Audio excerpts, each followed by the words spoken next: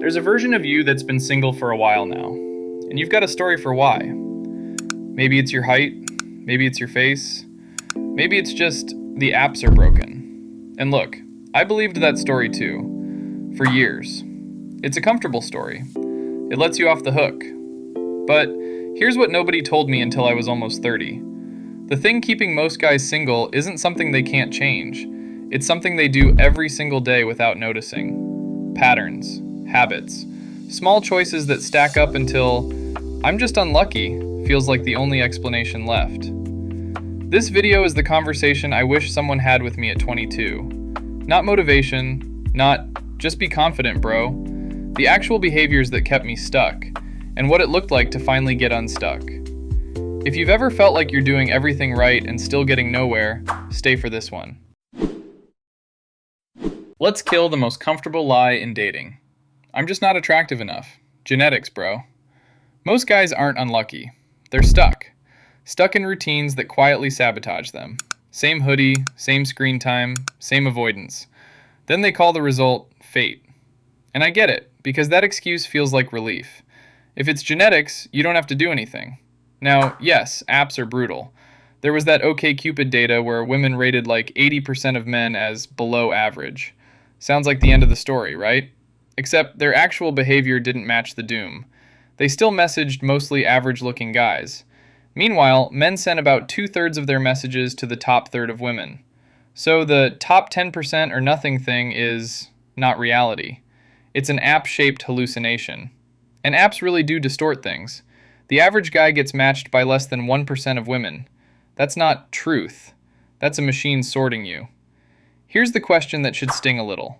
If looks were the main factor, why do the same men get completely different results once they change their behavior, their circle, and their social skills? When you tell yourself genetics, you hand away the lever. You get passive. And nothing is less attractive than a man who's already quit. Here's the uncomfortable mirror most guys avoid. A lot of men have this checklist for her. Fit, feminine, loyal, emotionally stable, attractive. Cool. And then they show up as unwashed hoodie, zero muscle, zero plan, social skills rusted shut, and 8 hours a day online arguing about dating like it's a video game. I'm not saying you need to be perfect. Nobody is. I'm saying you need visible movement, because still stand is the biggest turnoff on earth. Not he's not rich yet. Not he's still figuring it out. It's he's not going anywhere. And here's the test.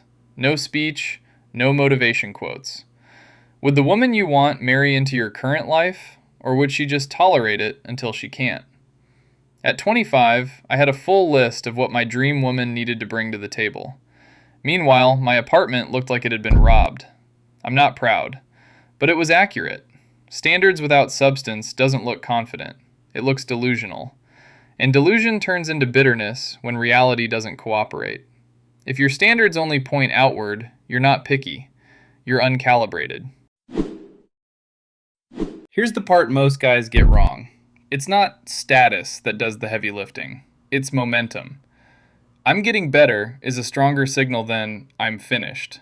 And yeah, women say they care about ambition. One survey had 73% listing career ambition as important. But the interesting part wasn't the job title. It was what sits under it. Passion for what you do, work-life balance, and the desire to improve. In plain English, this guy has direction, and he's not drifting. Because direction screams something deeper. I'm steering my life. That's safety. That's competence. That's attractive without you trying to sell it. And direction doesn't mean hustle posting. It can be a simple training plan you actually follow, a course you finish, a skill you practice, a project you're building, a side job you're consistent with, anything, just on purpose, visible, real. You can be broke and still be attractive if your life feels like it's on rails. But if you don't have direction, you feel small on dates. Then you compensate. You get needy. You perform. You crack jokes to dodge tension. You brag. Or you disappear. Quick question, and I mean it. What's your direction right now? The thing you're building. Drop it in the comments. Not to flex. I just want to see what you're working on. And if you don't have an answer yet, say that too. That's still data. Here's the part nobody wants to hear. A huge chunk of guys aren't unattractive. They're just out of practice, because avoidance becomes a habit. Around 45% of men 18 to 25 have never approached a woman in real life. Never. And 75% of singles say fear of rejection stops them from initiating. So you stay safe. And then you wonder why dating feels impossible. That fear usually shows up in one of two ways. One is obvious, you just don't approach. The other is sneakier. I'm not ready yet. That's perfectionism in a business suit. I did that. I followed a girl around for 2 years as a friend, waiting for the perfect moment. The moment never came. She got a boyfriend. I stood there like an idiot, acting shocked. But here's the thing. This is mechanics, not morality. Social skill works like muscle. No reps, it shrinks.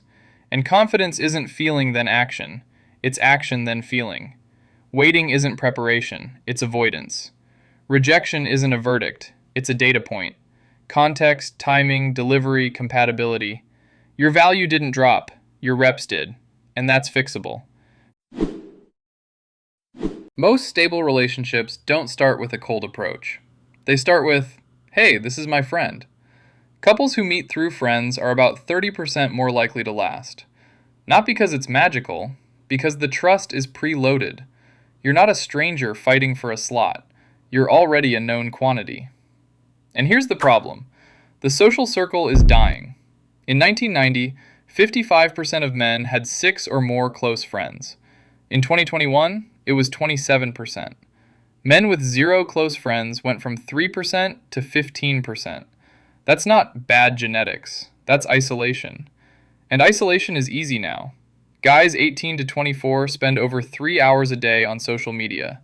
And 42% of teens say phones make it harder to build real social skills.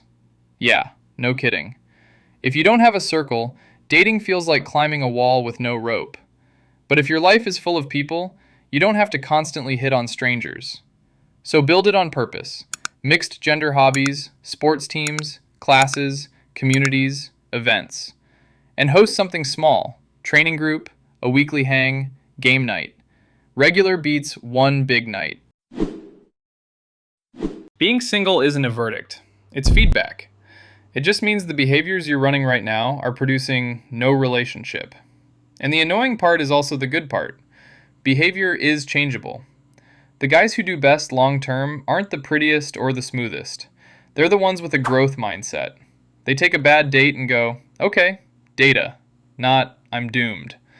They get less fragile because their identity isn't tied to one outcome. And that's how confidence actually gets built. Small, measurable wins. You do the thing. You survive it. You trust yourself a little more. Less fear, more action, better results. Here's a simple system for starting tomorrow. 1 daily standard. Gym, grooming, sleep, learning something. Pick one. 1 social action per day. A short conversation, an invite, showing up somewhere. And 1 dating action per week with output.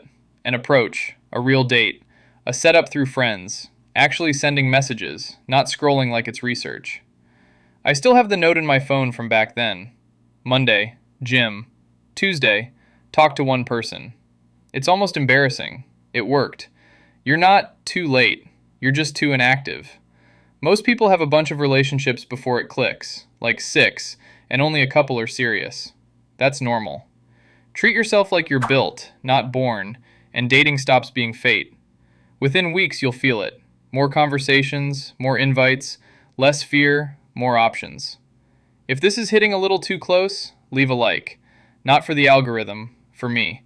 And subscribe if you want more of this. No fluff, just stuff that actually works. I didn't have anyone telling me this at 22.